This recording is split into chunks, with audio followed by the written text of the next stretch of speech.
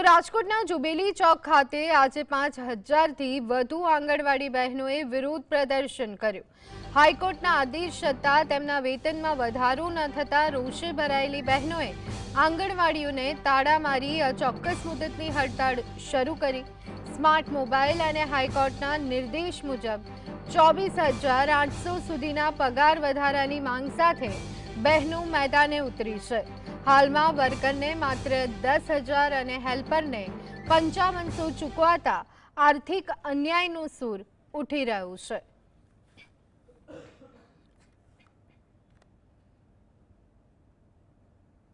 રાજકોટમાં આંગણવાડી મહિલાઓ છે તે એકત્રિત થયા છે. આપને સીધા દ્રશ્યો દેખાડવા માંગીશ કે સમગ્ર જે રાજકોટ જિલ્લાના બહેનો છે તે એકઠા થયા છે અને જે કહી શકાય કે વિરોધ પ્રદર્શન છે તેઓ કરી રહ્યા છે. અલગ અલગ માંગણીઓ છે તેમની. આપણી સાથે આંગણવાડી મહિલા બહેનો છે તેના કાર્યકરના પ્રમુખ છે રાજકોટ શહેરના. બેન, શું કહેશો, શું મુખ્ય માંગણીઓ છે? મુખ્ય માંગણીઓ અમારો લઘુત્તમ વેતનમાં સમાવેશ કરે અને સારી ક્વોલિટીના મોબાઈલ આપે, ગોળ મસાલાના ભાવોમાં વધારો કરે, લાયક બહેનોને પ્રમોશન આપે, આવી અમારી 18 માંગણીઓ છે. પરંતુ મુખ્ય માંગણી કહી શકાય એવી એક કે અમારો લઘુત્તમ વેતનમાં સરકાર સમાવેશ કરે. આજની મોંઘવારી પ્રમાણે વર્કરને 10,000 ને હેલ્પરને 5,500 ચૂકવે છે. એમાં કોઈનું ઘર ગુજરાન ચાલતું નથી. જે રાજકોટ જિલ્લાના જે આંગણવાડી મહિલા બહેનો છે તેઓ એકત્રિત થયા છે.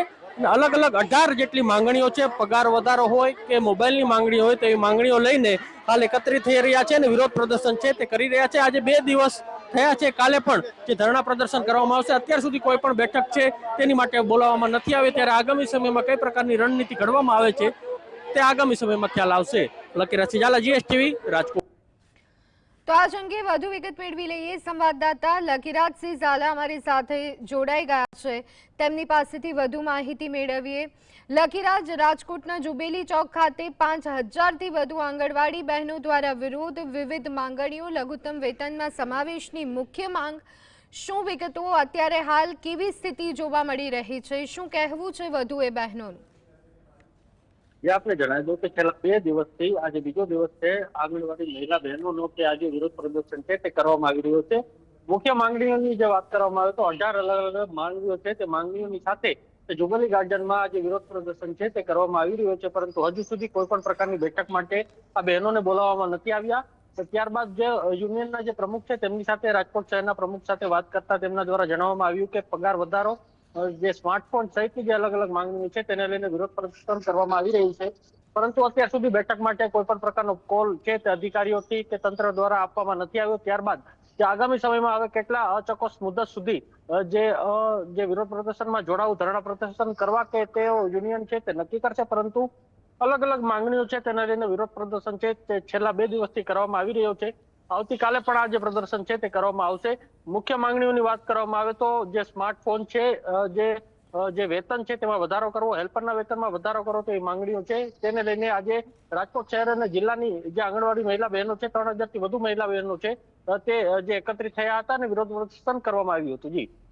જી બિલકુલ લકીરાજ, આ ચોક્કસ મુદતની આ હડતાળ છે. 5000થી વધુ બહેનો જ્યારે એકત્રિત થઈ છે, તેમની 18 જેટલી માંગો.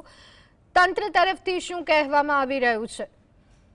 તંત્ર દ્વારા કોઈ પણ પ્રકારની પ્રતિક્રિયા છે તે આપવામાં નથી આવી. પરંતુ કહી શકાય કે હાઈકોર્ટ દ્વારા જે નિર્દેશ છે, હુકમ છે તે પણ કરવામાં આવ્યું છે. છતાં પણ તેનું અનાદર કરવામાં આવતું હોવાનું જે આંગણવાડી મહિલા બહેનોનું કહેવું છે. રાશનની માંગણી છે, પૂરતું રાશન પણ નથી આપવામાં આવતું સરકાર દ્વારા. તો બીજી તરફ જે 10,000 પગાર છે તે 10,000 પગારમાં કેમ પોતાનું ઘર ચલાવવું તેવી પણ માંગણી છે. તો બીજી તરફ કહી શકાય કે પોતાનું ગુજરાન ચલાવવામાં પણ ફાફા પડી રહ્યા છે.